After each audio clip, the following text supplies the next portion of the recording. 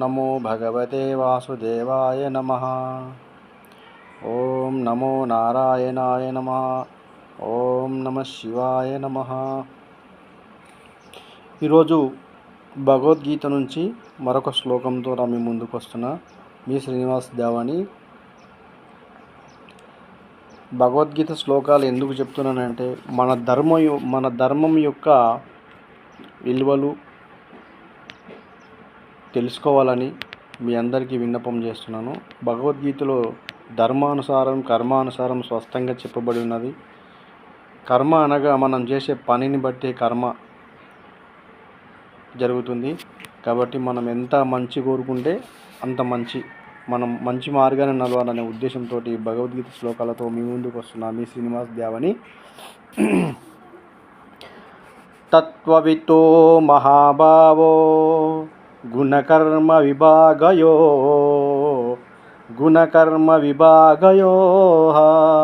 గుణగుణేషు వర్తంత ఇతి మత్వ నా సజ్జతే.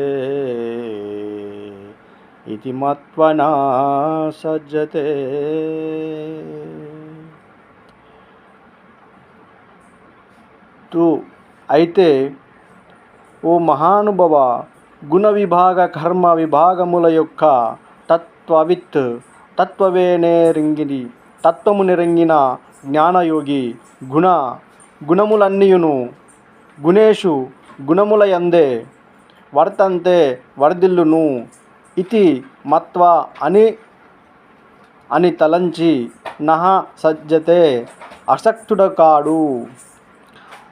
ఓ మహానుభవ అర్జున, గుణ విభాగ తత్వమును కర్మ విభాగ తత్వమును తెలుసుకొన్న జ్ఞానయోగి గుణముల యందు ప్రవర్తిల్లుచున్నవని భావించి వాటి యందు అసక్తుడు కాడు. కర్మ ఫలితంగా ఏ పనైతే చేస్తామో మిగతా వాటిపైన మనకు ఆసక్తి ఉండదు. చేసే పని మీదనే శ్రద్ధ ఉంటుంది. కాబట్టి ఇక్కడ తత్తు అనగా అయితే అని చెప్పిండు. మహానుభవ గుణ విభాగ కర్మ, మన గుణాన్ని బట్టి మనం అనుసరించే కర్మనే గుణ విభాగ కర్మ. విభాగయో అని అంటున్నాడు ఇక్కడ. విభాగముల యొక్క నువ్వు పనిచేసే ఒక భాగముల యొక్క పనితీరు.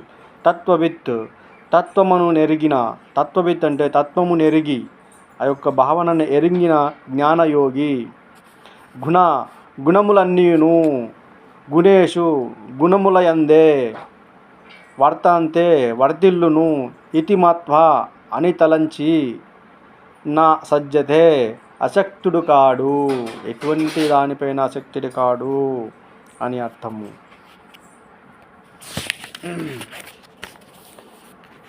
ఇంకొక శ్లోకం చెప్తాను వినండి. గురుమహర్షులారా, భగవద్గీత పురుషులారా, శ్రీకృష్ణుని నామస్మరణ చేసే భక్త మహాజనులారా, ప్రకృతేర్గుణ సమ్ముఢా సజంతే గుణకర్మాన్సు తాన కృష్ణావిదో మందన్ కృష్ణా వినా విచలాయత్.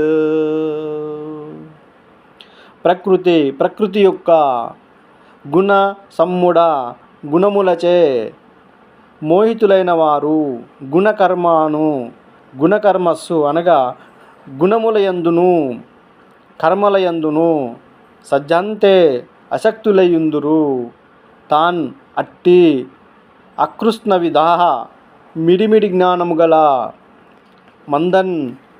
మందబుద్ధములను కృష్ణావిత్ సంపూర్ణుల జ్ఞాని నా విచ్చలయత్ భ్రమకు గురి చేయరాదు.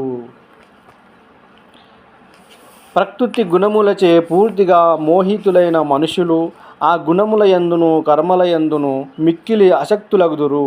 అట్టి మిడిమిడి జ్ఞానముల గల మందభక్తులైన అజ్ఞానులను పూర్తిగా తెలిపిన జ్ఞాని అయిన వాడు భ్రమకు ఊగిసలాటకు గురి చేయరాదు. ఓం నమో భగవతే వాసుదేవాయ నమః. నమో నారాయణాయ నమః. నమో శివాయ నమః. ఓం నమః శివాయ నమః. నమో నారాయణాయ నమః. గురు మహర్షులారా, నిత్యం ఒక పంచాక్షరి మంత్రము, అష్టాక్షరి మంత్రాన్ని కలిపి జపం చేయండి. మంత్రోపచారణ గురువుల ద్వారానే తీసుకోవాలి. ఎందుకంటే వాళ్ళు సిద్ధులు కాబట్టి వాళ్ళ ఆ మంత్రాన్ని తపస్సు చేసి సిద్ధిని చేయించుకుంటారు. ఆ యొక్క ఫలితం వాళ్ళకు ఉంటుంది కాబట్టి ఆ మంత్రాన్ని గురుముఖ ద్వారానే తెలుసుకొని గురు సాధనలో లీనమై ప్రతిరోజు నిత్యము ఒక మాల జపం చేస్తూ 1 గంట ముందు లేవండి. 4 గంటలకు 5 గంటలకు అట్లా లేచి స్నానార్చన చేసుకొని స్వామివారి సన్నిధిలో కూర్చొని ఒక మాల జపం చేసుకోవాలి. ఒక మాల అంటే 108 ఉంటాయి. ఆ 108 ఒక మాల జపం చేసుకొని గురుముఖ ద్వారా మంత్రాన్ని తెలుసుకొని గురుసూటి నెరిగి గురు యొక్క సాధన సూటి ఎలా చెప్తాడో దాని ప్రకారంగా సాధన చేసుకొని ఆ ఒక మంత్రాన్ని ఉపన్యాసం చేసుకోవాల్సిందిగా కోరుతున్నాను. ఓం నమో నారాయణ. వాసుదేవాయ నమః.